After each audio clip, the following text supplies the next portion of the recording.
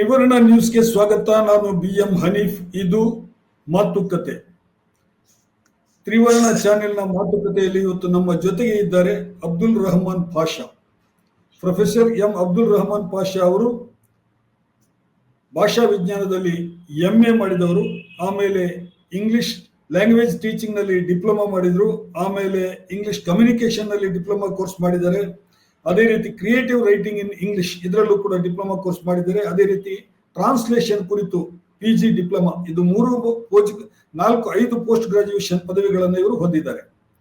ಪಾಷಾ ಅವರ ವಿಶೇಷ ಏನು ಅಂತ ಹೇಳಿದ್ರೆ, ಇವತ್ತು ಕರ್ನಾಟಕದಲ್ಲಿ ಕನ್ನಡವನ್ನ ಕಲಿಸೋದಕ್ಕೆ ಕನ್ನಡೇತರರಿಗೆ ಇವರಷ್ಟು ಶ್ರಮ ಹಾಕಿದವರು ಮತ್ತು ಇವರಷ್ಟು ದುಡಿದವರು ಇನ್ಯಾರು ಕಾಣಿಸ್ತಾ ಇಲ್ಲ. ಅಷ್ಟು ಮಟ್ಟಿಗೆ ಇವರು ಒಬ್ಬ ವ್ಯಕ್ತಿಯಾಗಿ ಮತ್ತು ಅನೇಕ ಸಂಸ್ಥೆಗಳ ಜೊತೆಗೆ ಸರ್ಕಾರದ ಜೊತೆಗೆ ಸೇರಿಕೊಂಡು ಕನ್ನಡೇತರರಿಗೆ ಕನ್ನಡ ಕಲಿಸುವಂತಹ ಕೆಲಸವನ್ನ ಬಹಳ ಯಶಸ್ವಿಯಾಗಿ ಕಳೆದ ಹಲವು ವರ್ಷಗಳಿಂದ ಮಾಡ್ತಾ ಇದ್ದಾರೆ.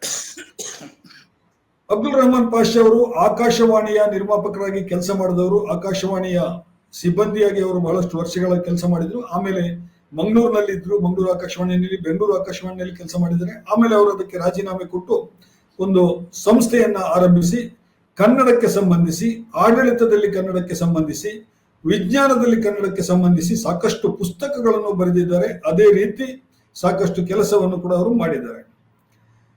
ಮೈಸೂರಿನ ಭಾರತೀಯ ಭಾಷಾ ಸಂಸ್ಥೆಯಲ್ಲಿ CIIL, central institute of Indian languages, ಅಲ್ಲಿ ಸುಮಾರು 3 ವರ್ಷಗಳ ಕಾಲ ಇವರು ಬೇರೆ ಬೇರೆ ಯೋಜನೆಗಳಲ್ಲಿ ತೊಡಗಿಕೊಂಡಿದ್ರು. ಅದರಲ್ಲಿ ಬಹಳ ಮುಖ್ಯವಾಗಿ ಕನ್ನಡೇತರ IAS ಮತ್ತು IPS ಅಧಿಕಾರಿಗಳಿಗೆ ಕನ್ನಡವನ್ನು ಕಲಿಸೋದು, ಅದೇ ರೀತಿ SBI ಅಧಿಕಾರಿಗಳಿಗೆ, ಸ್ಟೇಟ್ ಬ್ಯಾಂಕ್ ಆಫ್ ಇಂಡಿಯಾದ ಅಧಿಕಾರಿಗಳಿಗೆ ಮತ್ತು ಹಲವು ಕಂಪನಿಯ ಹಿರಿಯ ಅಧಿಕಾರಿಗಳಿಗೆ, ಕನ್ನಡೇತರ ಅಧಿಕಾರಿಗಳಿಗೆ ಕನ್ನಡವನ್ನು ಕಲಿಸುವಂತಹ ಕೆಲಸವನ್ನ ಮಾಡಿದ್ದಾರೆ. ಅದೇ ರೀತಿ ಕರ್ನಾಟಕ ಸರ್ಕಾರದ ಸಚಿವಾಲಯ ಸೆಕ್ರೆಟರಿಯೇಟ್ ಏನಿದೆ, ಅಲ್ಲಿರುವಂತಹ ಶಾಖಾಧಿಕಾರಿಗಳು, ಅಧೀನ ಕಾರ್ಯದರ್ಶಿಗಳಿಗೆ ಕೂಡ ಕನ್ನಡ ತರಬೇತಿಯನ್ನ ನೀಡಿದ್ದಾರೆ. ಕನ್ನಡ ಮತ್ತು ಸಂಸ್ಕೃತಿ ಇಲಾಖೆಯ ಸಹಾಯಕ ನಿರ್ದೇಶಕರಾಗಿಯೂ ಕೂಡ ಪಾಷಾ ಅವರು 2 ವರ್ಷ ಕೆಲಸ ಮಾಡಿದ್ದು ಕರ್ನಾಟಕ ಸರ್ಕಾರದ ಎಲ್ಲ ಸ್ತರದಲ್ಲಿರುವಂತಹ ಅಧಿಕಾರಿಗಳಿಗೆ ಆಡಳಿತದಲ್ಲಿ ಕನ್ನಡವನ್ನ ತರಬೇತಿ ನೀಡುವಂತಹ ಕೆಲಸವನ್ನು ಕೂಡ ಮಾಡಿದ್ದಾರೆ. ಇವರ ಪಟ್ಟಿಯನ್ನು ಹೇಳ್ತಾ ಹೋದ್ರೆ ನಾನು ಬಹಳ ದೊಡ್ಡದಿದೆ. ಅದು ಸುಮಾರು 63 ಶೈಕ್ಷಣಿಕ ವಿಡಿಯೋಗಳನ್ನು ಇವರು ಹೊರತಂದಿದ್ದಾರೆ. ಆಮೇಲೆ ತುಂಬಾ ಪುಸ್ತಕಗಳನ್ನು ಬರೆದಿದ್ದಾರೆ. ಸುಮಾರು 53 ಪುಸ್ತಕಗಳು ಅಬ್ದುಲ್ ರಹಮಾನ್ ಪಾಷಾ ಅವರು ಕನ್ನಡದಲ್ಲಿ ಬರೆದಿದ್ದಾರೆ. ಅದರಲ್ಲಿ ಬಹಳ ಮುಖ್ಯವಾಗಿ ಕನ್ನಡ ಮತ್ತು ಕನ್ನಡೇತರರಿಗೆ ಸಂಬಂಧ ಕಲ್ಪಿಸುವಂತಹ ಮತ್ತು ಕನ್ನಡ ಭಾಷೆ ಮತ್ತು ಆಡಳಿತಕ್ಕೆ ಸಂಬಂಧ ಕಲ್ಪಿಸುವಂತಹ ಪುಸ್ತಕಗಳು ಕನ್ನಡೇತರರಿಗೆ ಕನ್ನಡ ಕಲಿಸುವವರ ಕೈಪಿಡಿ ಅನ್ನುವಂಥದ್ದು. ಇದು ಬಹಳ ಮಹತ್ವದ ಪುಸ್ತಕ ಇದೆ. ಯಾಕಂತ ಹೇಳಿದ್ರೆ ಇವತ್ತು ಯಾರೇ ಆದ್ರೂ ಕರ್ನಾಟಕದಲ್ಲಿ ಕನ್ನಡೇತರರಿಗೆ ಕನ್ನಡವನ್ನ ಕಲಿಸುವಂತಹ ಟೀಚರ್ಗಳಿದ್ದಾರಲ್ಲ, ಅವರಿಗೆ ಒಂದು ಮಾರ್ಗದರ್ಶನ ಕೊಡುವಂತಹ ಕೃತಿ ಅದು. ಅವರು ಈ ಕೃತಿಯನ್ನು ಇಟ್ಕೊಂಡ್ಬಿಟ್ಟು ಬಹಳ ಸುಲಭವಾಗಿ ಕನ್ನಡೇತರರಿಗೆ ಕನ್ನಡವನ್ನು ಕಲಿಸಬಹುದು ಅನ್ನುವಂಥದ್ದು. ಅದೇ ರೀತಿ ಕನ್ನಡ ಭಾಷಾ ಕೌಶಲ ಕಲಿಕೆ ಮತ್ತು ಬೋಧನೆ ಎನ್ನುವಂತಹ ಇನ್ನೊಂದು ಪುಸ್ತಕ. ಈ ರೀತಿ ಸುಮಾರು ಕನ್ನಡಕ್ಕೆ ಸಂಬಂಧಿಸಿದ್ದು, ಕನ್ನಡ ಭಾಷೆ, ಕನ್ನಡದ ಆಡಳಿತದಲ್ಲಿ ಕನ್ನಡ ಮುಂತಾದ ವಿಷಯಗಳಿಗೆ ಸಂಬಂಧಿಸಿದಂತ 6 ಪುಸ್ತಕಗಳನ್ನು ಇವರು ಹೊರತಂದಿದ್ದಾರೆ. ಇದಿಷ್ಟು ಇವರ ಪರಿಚಯ. ಇವತ್ತು ನಮ್ಮ ಜೊತೆಗೆ ತಮ್ಮ ಅನುಭವದ ಮಾತುಗಳನ್ನು ಅವರು ಹಂಚಿಕೊಳ್ಳಿಕ್ಕೆ ಬಂದಿದ್ದಾರೆ. ಅವರಿಗೆ ಹಲವು ಪ್ರಶ್ನೆಗಳನ್ನು ನಾನು ಕೇಳ್ತಾ ಹೋಗ್ತೀನಿ. ಇದರ ಜೊತೆಗೆ ಕರ್ನಾಟಕದಲ್ಲಿ ಕನ್ನಡವನ್ನ ಇನ್ನಷ್ಟು ಶಕ್ತಿಯುತವಾಗಿಸುವ, ಕನ್ನಡವನ್ನು ಇನ್ನಷ್ಟು ಬಲಗೊಳಿಸುವ ಮತ್ತು ಆಡಳಿತದಲ್ಲಿ ಕನ್ನಡದ ಬಳಕೆ ಅತ್ಯಂತ ಹೆಚ್ಚಾಗುವಂತಹ ರೀತಿಯಲ್ಲಿ ನಮ್ಮ ತ್ರಿವರ್ಣ ನ್ಯೂಸ್ ಚಾನೆಲ್ ಇದಕ್ಕೆ ಸಂಬಂಧಿಸಿ ಒಂದಿಷ್ಟು ಪೂರಕ ಕೆಲಸವನ್ನ ಮಾಡಬೇಕು ಅಂತ ಹೇಳಿ ಬಯಸಿರೋದ್ರಿಂದ ಈ ಸಂದರ್ಶನವನ್ನು ಇವತ್ತು ಏರ್ಪಡಿಸಿದ್ದೀನಿ. ಪಾಷಾ ಅವರೇ, ಸ್ವಲ್ಪ ಸುದೀರ್ಘ ಆಯ್ತು. ನಮಸ್ಕಾರ. ನಮಸ್ಕಾರ, ಎಲ್ಲರಿಗೂ ನಮಸ್ಕಾರ. ಕನ್ನಡೇತರರಿಗೆ ಕನ್ನಡ ಕಲಿಕೆ, ಇದು ಹೀಗೆ ಹೇಳಿದ ತಕ್ಷಣ ನಮ್ಮ ತಲೆನಲ್ಲಿ ಒಂದು ಆಲೋಚನೆ ಬರುತ್ತೆ. ಅದಕ್ಕೆ ನಿಮ್ಗೆ ಈ ಪ್ರಶ್ನೆಯನ್ನ ಕೇಳ್ತಾ ಇದ್ದೀನಿ. ಕನ್ನಡೇತರರು ಅಂದ್ರೆ ಯಾರು? ಕನ್ನಡೇತರರು ಅಂದ್ರೆ ಕನ್ನಡ ಭಾಷೆ ಬಾರದೇ ಇರೋರು ಅಂತ ಅರ್ಥ. ಕನ್ನಡ ಬಾರದೇ ಇರೋರಲ್ಲಿಯೂ ಕೂಡ ಬೇರೆ ಬೇರೆ ಸ್ತರಗಳಿದಾವೆ. ಕೆಲವರಿಗೆ ಕನ್ನಡ ಮಾತಾಡೋದಕ್ಕೆ, ಅರ್ಥ ಮಾಡ್ಕೊಳ್ಳೋದಕ್ಕೂ ಕೂಡ ಬರುವುದಿಲ್ಲ. ಕೆಲವರಿಗೆ ಸ್ವಲ್ಪ ಮಟ್ಟಿಗೆ ಅರ್ಥವಾಗುತ್ತೆ, ಸ್ವಲ್ಪ ಮಟ್ಟಿಗೆ ಮಾತಾಡ್ತಾರೆ. ಆದ್ರೆ ಅವರಿಗೆ ಓದೋದು, ಬರೆಯೋದು ಈ 2 ಕೌಶಲಗಳನ್ನ ಅವ್ರು ಅಭ್ಯಾಸ ಮಾಡಿರೋದಿಲ್ಲ. ಬಹುಶಃ ಅವ್ರಿಗೆ ಅಗತ್ಯ ಇರುವುದಿಲ್ಲ. ಇನ್ ಕೆಲವರು ಅಂದ್ರೆ ಆರಂಭದಲ್ಲಿ ಆಲಿಸೋದಕ್ಕೂ ಕೂಡ, ಅಂದ್ರೆ ಆಲಿಸಿ ಅರ್ಥ ಮಾಡ್ಕೊಳ್ಳಿಕ್ಕೂ ಕೂಡ ಬಾರದೇ ಇರ್ತಕ್ಕಂಥವ್ರು ಇದ್ದಾರೆ.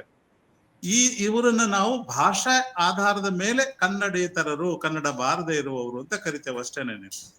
ಇವರು ಹೊರಗಿನಿಂದ ಬಂದವರೇ ಆಗ್ಬೇಕಾಗಿಲ್ಲ.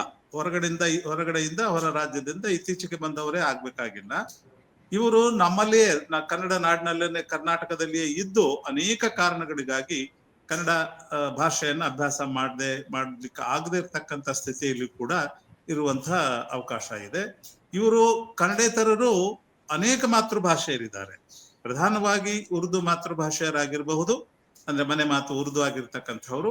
ಹಾಗೇನೆ ತೆಲುಗು, ತಮಿಳು, ಮರಾಠಿ, ಬಂಜಾರ, ಕೊಡವ ಈ ತರದ ಮಾತೃಭಾಷೆಯರು. ಆದ್ರೆ ಕನ್ನಡಕ್ಕೆ ತಮ್ಮನ್ನ ತಾವು ಒಡ್ಕೊಳ್ದೇ ಇರೋ ಅನೇಕ ಐತಿಹಾಸಿಕ ಸಾಮಾಜಿಕ ಕಾರಣಕ್ಕಾಗಿ ಒಡ್ಡಿಕೊಳ್ಳದೆ ಇರ್ತಕ್ಕಂಥವ್ರು ಕೂಡ ಕನ್ನಡೇತರರು ಆಗ್ತಾರೆ. ಇವರು ಕನ್ನಡವನ್ನ ಕಲಿಬೇಕು. ಎಸ್, ನೀವು ಕನ್ನಡೇತರ IAS IPS ಅಧಿಕಾರಿಗಳಿಗೆ ಮತ್ತು ಸರ್ಕಾರದ ಉನ್ನತ ಅಧಿಕಾರಿಗಳಿಗೆ ಕನ್ನಡ ಕಲಿಸುವಂತಹ ಒಂದು ಪ್ರಯತ್ನದಲ್ಲಿ ನೀವು ಬಹಳ ಸಕ್ರಿಯವಾಗಿ ತೊಡಗಿಸಿಕೊಂಡಿದ್ದೀರಿ. ಅದಕ್ಕೆ ಸಂಬಂಧಿಸಿ ನಿಮ್ಮ ಕೆಲವು ಅನುಭವಗಳನ್ನು ನನಗೆ ಹೇಳ್ಬೋದಾ? ಅದು ನಾನು ಭಾಷಾ ವಿಜ್ಞಾನದಲ್ಲಿ MA ಪದವಿಯನ್ನ ಮಾಡೋ ಹೊತ್ತಿನಲ್ಲಿ ಒಂದು ಸ್ಪೆಷಲ್ ಪೇಪರ್ ಅಂತ ಇರುತ್ತೆ. 2 ವರ್ಷ ಕಂಟಿನ್ಯೂ ಆಗುವಂತ ಒಂದು ವಿಶೇಷ ಪತ್ರಿಕೆ ಇರುತ್ತೆ. ಅದರಲ್ಲಿ ನನಗೆ ಸೆಕೆಂಡ್ ಲ್ಯಾಂಗ್ವೇಜ್ ಟೀಚಿಂಗ್ ಅನ್ನೋದ್ರಲ್ಲಿ ಪರಿಣತಿಯನ್ನು ಪಡೆಯುವಂತ ಅವಕಾಶ ಸಿಕ್ತು. ಅನ್ನೋದು ಆಕಸ್ಮಿಕವಾಗಿ. ಸೆಕೆಂಡ್ ಲ್ಯಾಂಗ್ವೇಜ್ ಟೀಚಿಂಗ್ ಅನ್ನ ಶಾಸ್ತ್ರೋಕ್ತವಾಗಿ ಕಲಿತಾ ಇರೋ ಹೊತ್ತಿನಲ್ಲಿ ಯಾವುದಾದ್ರೂ ಒಂದು ಭಾಷೆಯನ್ನ ಉದ್ದಿಷ್ಟ ಭಾಷೆಯನ್ನಾಗಿಟ್ಕೊಂಡು ಕೂಡ ಒಂದ್ ಸ್ವಲ್ಪ ಮಟ್ಟಿಗೆ ಕಲಿಯುವಂತ ಅವಕಾಶ ನಾನು ವಿದ್ಯಾರ್ಥಿಯಾಗಿರುವಾಗಲೇ ಇತ್ತು. ಆಗ ಕನ್ನಡವನ್ನ ಕಲಿಸೋದು ಸೆಕೆಂಡ್ ಲ್ಯಾಂಗ್ವೇಜ್ ಆಗಿ, ಅಂದ್ರೆ ಕನ್ನಡವನ್ನ ಕನ್ನಡೇತರ, ಕನ್ನಡ ಬಾರದೇ ಇರೋರಿಗೆ ಒಂದು ಭಾಷೆಯನ್ನಾಗಿ ಕಲಿಸುವಂತಹದ್ರ ಬಗ್ಗೆ ಸ್ವಲ್ಪ ಮಟ್ಟಿನ ಸೈದ್ಧಾಂತಿಕ ಪರಿಚಯ ನನಗೆ MA ಮಾಡ್ತಾ ಇರುವಾಗಿತ್ತು. ಅದು ಅಷ್ಟೇನೇನೆ. ಆದ್ರೆ ನನ್ನದೊಂದು ಅದೃಷ್ಟ ಅನ್ಬಹುದು. ನನ್ನ ಮೊದಲನೇ ನೌಕರಿನೇ ಅತ್ಯಂತ ಉತ್ಕೃಷ್ಟವಾದಂತ ಒಂದು ಸಂಸ್ಥೆ, ದಿ ಇನ್ಸ್ಟಿಟ್ಯೂಟ್ ಆಫ್ ಎಕ್ಸಲೆನ್ಸ್ ಅಂತ ಕರಿತೇವೆ ಭಾಷೆಯ ಮಟ್ಟಿಗೆ, central institute of Indian languages ಮೈಸೂರಿನಲ್ಲಿ ನನಗೆ ಹಂಗಾಮಿ ಆಗಿ ಅದ್ರ ಅಡ್ಡಿಯಿಲ್ಲ ಒಂದು ಕೆಲಸ ಸಿಕ್ತು. ಡಾಕ್ಟರ್ B ಮಲ್ಲಿಕಾರ್ಜುನ್ ನನ್ನ ಹಿರಿಯರಾಗಿದ್ರು. ಅವ್ರ ಜೊತೆ ಸೇರ್ಕೊಂಡು ಈ ಮಸೂರಿಯಲ್ಲಿ ತಮ್ಮ ತರಬೇತಿಯನ್ನ ಮುಗಿಸಿ ಕರ್ನಾಟಕ ರಾಜ್ಯಕ್ಕೆ ತೈನಾತಿ ಆಗಿರ್ತಕ್ಕಂಥ IAS IPS ಪ್ರೊಬೇಷನರಿ ಆಫೀಸರ್ಗಳನ್ನ ಮೈಸೂರಿಗೆ ಕರೆಯುವಂತ ಒಂದು ಯೋಜನೆ ನಮ್ಮ ಸಂಸ್ಥೆ ಹಾಕೊಂಡಿತ್ತು. ಅವರಿಗೆ ಏನೇನೂ ಕನ್ನಡ ಬಾರದವರಿಗೆ, ಬೇರೆ ಬೇರೆ ರಾಜ್ಯದ ಏನೇನೂ ಬಾರದಂತಹ ಪ್ರೊಬೇಷನರಿ ಆಫೀಸರ್ಗಳಿಗೆ ಆರಂಭದಿಂದ ನಾನು ಕನ್ನಡವನ್ನ ಕಲಿಸುವಂತ ಅವಕಾಶ ಸಿಕ್ತು. ಮಲ್ಲಿಕಾರ್ಜುನ್ ಅವರ ಸಹಯೋಗದಲ್ಲಿ ಮತ್ತು ನಿರ್ದೇಶನದಲ್ಲಿ ನನಗೆ ಮೊದಲನೇ 2ನೇ ಬ್ಯಾಚ್ ನಲ್ಲೇ ಚೆನ್ನಾಗಿ ನನ್ನ ಕಲಿಸುವಂತ ಕೌಶಲ ಕುದುರ್ತು ಅಂತ ಹೇಳಬಹುದು. ಅದಾಗ ನಾನು ಅದನ್ನ ಚೆನ್ನಾಗಿ ಮಾಡಿದ್ರೆ ನನ್ನ ನೌಕರಿ ಮುಂದುವರಿಯುತ್ತೆ ಅನ್ನುವಂತಹ ಒಂದು ಪರಿಸ್ಥಿತಿಯು ಇತ್ತು ಆಗ. ಅದಾದ ನಂತರ ಕಾಳಮುದ್ದನದೊಡ್ಡಿ ಶುಗರ್ ಫ್ಯಾಕ್ಟರಿಯಲ್ಲಿ ಸೀನಿಯರ್ ಎಕ್ಸಿಕ್ಯೂಟಿವ್ಗಳಿಗೆ, ಇಂಜಿನಿಯರ್ಗಳಿಗೆ ಅವರ ಸನ್ನಿವೇಶಕ್ಕೆ ಅಗತ್ಯ ಇರುವ ಹಾಗೆ ಅವ್ರಿಗೆ ಕನ್ನಡ ಭಾಷೆಯನ್ನು ಕಲಿಸ್ಬೇಕಾಗಿತ್ತು. ಆವಾಗ ನಾನು ಸ್ವಲ್ಪ ಹೆಚ್ಚು ನಾಯಕತ್ವವನ್ನು ವಹಿಸಿಕೊಂಡೆ, ಮತ್ತೆ ಮಲ್ಲಿಕಾರ್ಜುನ್ ಅವರ ನಾಯಕತ್ವದಲ್ಲಿ. ಆಗ ನನ್ನ ಕನ್ನಡೇತರ ಕನ್ನಡ ಕಲಿಸುವಂತಹ ಒಂದು ವಿಧಾನವನ್ನ ಅನುಸರಿಸ್ತಾ ಇದ್ರು CIL ಮೈಸೂರಿನಲ್ಲಿ. ಅವಾಗ ಬಹಳ ಪ್ರಚಲಿತ ಇತ್ತು micro approach to language learning ಅಂತ. ಕನ್ನಡವನ್ನ ಕನ್ನಡದಲ್ಲಿಯೇ ಕಲಿಸಬೇಕು, ಬೇರೆ ಭಾಷೆ ಮೂಲಕ ಅಲ್ಲ ಅನ್ನುವಂಥ ಒಂದು ಸಿದ್ಧಾಂತ.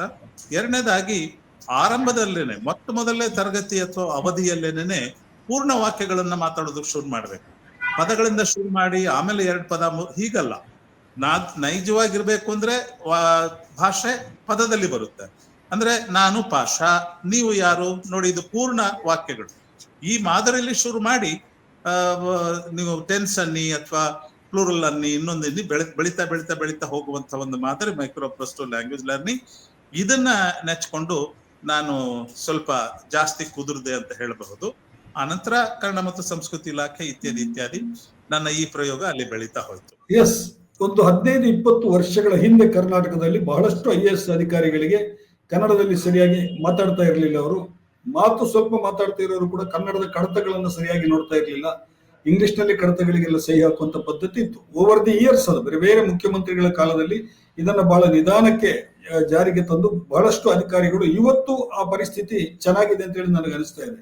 ಇವತ್ತು ಕರ್ನಾಟಕದಲ್ಲಿರುವಂತಹ ಹೊರ ರಾಜ್ಯಗಳಿಂದ ಬಂದಿರುವಂತಹ ಬೇರೆ ಮಾತೃಭಾಷೆಯ ಎಲ್ಲ IAS ಅಧಿಕಾರಿಗಳು IPS ಅಧಿಕಾರಿಗಳು ಕನ್ನಡವನ್ನು ಬಹಳ ಚೆನ್ನಾಗಿ ಮಾತಾಡ್ತಾರೆ ಅನ್ನುವಂತ ಒಂದು ಪರಿಸ್ಥಿತಿ ಇದೆ ಅಂತ ಅನ್ಸುತ್ತೆ ನನಗೆ. ಅಲ್ವಾ? ನಿಮ್ಗೇನು ಅನ್ಸುತ್ತೆ? ಅಂದ್ರೆ ನಾವುಗಳು ತರಬೇತಿ ಈ ಅಧಿಕಾರಿಗಳಿಗೆ ತರಬೇತಿ ಕೊಡ್ತಾ ಇದ್ದದ್ದು 75-78 ಅವಧಿಯಲ್ಲಿ, 75-78 ಅವಧಿಯಲ್ಲಿ. ಆಗ 20 ದಿನಗಳ ಪೂರ್ಣಾವಧಿ ತರಬೇತಿ ಇತ್ತು ಈ ಅಧಿಕಾರಿಗಳಿಗೆ ನಾವು ಕೊಡ್ತಾ ಇರುವ ಹೊತ್ತಿನಲ್ಲಿ. ಅವಾಗ ನಾವೇನ್ ಮಾಡ್ತಿದ್ವಿ ಅಂದ್ರೆ ಆರಂಭದಲ್ಲಿ ಅವರಿಗೆ ಮಾತನ್ನ ಅರ್ಥ ಮಾಡ್ಕೊಳ್ಳೋದ್ರಿಂದ, ಮಾತಾಡೋದ್ರಿಂದ ಶುರು ಮಾಡ್ತಾ ಇದ್ವಿ. ಯಾವುದೇ ಅವಧಿಯ ಸುಮಾರು 80% ನಾವು ಮಾತಾಡೋ ಕೌಶಲ್ಯಕ್ಕೆ ಕಳಿತೇವೆ. ಓದೋದು ಬರೆಯೋದನ್ನ ಇಂಟ್ರೊಡ್ಯೂಸ್ ಮಾಡಲ್ಲ, ಅದಕ್ಕೆ ಶಾಸ್ತ್ರೀಯವಾದ ಕಾರಣಗಳಿವೆ. ಆ ನಂತರ ನಾವು ಓದೋದು ಬರೆಯೋದನ್ನ ಮೂಲಭೂತವಾಗಿ ಕಲಿಸಿದ ನಂತರ ಅವರಿಗೆ ಕಚೇರಿಯಲ್ಲಿ ಓದುವ, ಕಚೇರಿಯಲ್ಲಿ ಬರೆಯುವಂತ ಅಗತ್ಯಗಳಿಗೆ ಸರ್ವೇ ಸಾಮಾನ್ಯವಾಗಿ ಆದ್ರೂ ಅಡ್ಡಿಲ್ಲ ಅವರಿಗೆ ಪರಿಚಯ ಮಾಡಿಸ್ತಾ ಇತ್ತು.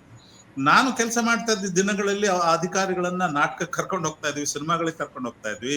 ಆಮೇಲೆ 1-2 ದಿನ ನಮ್ಮ ಸಂಸ್ಥೆ ವತಿಯಿಂದ ವಾಹನವನ್ನ ಮಾಡಿಕೊಂಡು ಹಳ್ಳಿಗಳಿಗೆ ವಿಸಿಟ್ ಮಾಡಿ ಹಳ್ಳಿಯ ಅಕ್ಕಪಕ್ಕದ ಹಳ್ಳಿಗಳಿಗೆ ಹೋಗಿ ನಾವು ಹಳ್ಳಿಗರೊಂದಿಗೆ ಮಾತಾಡ್ತಿದ್ವಿ. ಈ ರೀತಿಯಲ್ಲಿ ಮಾಡಿದ ತರಬೇತಿಗಳು ಒಂದ್ ಸ್ವಲ್ಪ ಭಿನ್ನವಾಗಿತ್ತು. ಉದಾಹರಣೆಗೆ ನನ್ನ ಶಿಷ್ಯಂದರು ಬ್ರಾಕೆಟ್ ನಲ್ಲಿ ಶಿಷ್ಯಂದರು ಅಂದ್ರೆ ಅಜಯ್ ಕುಮಾರ್ ಸಿಂಗ್, ಆಮೇಲೆ ಅವರ ಹೆಂಡತಿ ಜೀಜಾ ಮತ್ತು ಅವರ ಗಂಡ ಸುಬೀರ್ ಹರಿ ಸಿಂಗ್, ಆಮೇಲೆ ಮೀರಾ ಮತ್ತು ಅವ್ರ ಗಂಡ, ಈ ತರದ ಇವ್ ತಗೊಳ್ಳಿ ಅಖಿಲೇಶ್ ಅಥವಾ ಅಜಯ್ ಕುಮಾರ್ ಸಿಂಗ್ ತಗೊಳ್ಳಿ, ಅವರು ಕನ್ನಡದಲ್ಲಿ ಕಾವ್ಯಗಳನ್ನ ಬರೆಯೋದಕ್ಕೆ ಶುರು ಮಾಡಿದ್ರು, ಅನುವಾದ ಮಾಡೋದಕ್ಕೆ ಶುರು ಮಾಡಿದ್ರು.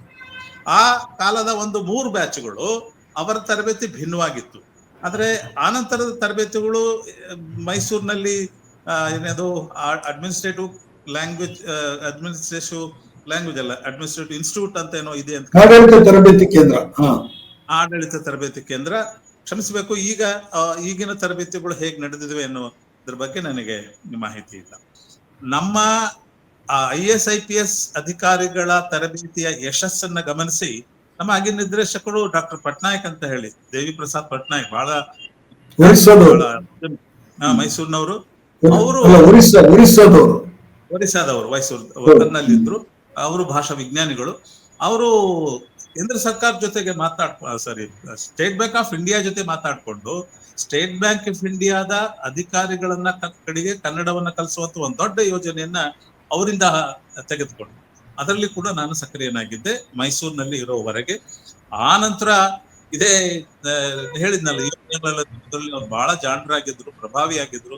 ಕರ್ನಾಟಕ ಸರ್ಕಾರ ಜೊತೆಗೆ ಮಾತಾಡಿ ಅವಾಗ ಜಯತೀರ್ಥ ರಾಜಪುರೋಹಿತ್ ಅನ್ನುವಂಥವ್ರು ಕನ್ನಡ ಮತ್ತು ಸಂಸ್ಕೃತಿ ಇಲಾಖೆಯ ನಿರ್ದೇಶಕರಾಗಿದ್ರು. ಅವರು ಕೂಡ ಕನ್ನಡದ ಬಳಕೆ ಕುರಿತು ಬಹಳ ಕಾಳಜಿಯನ್ನು ವಹಿಸಿದವರು.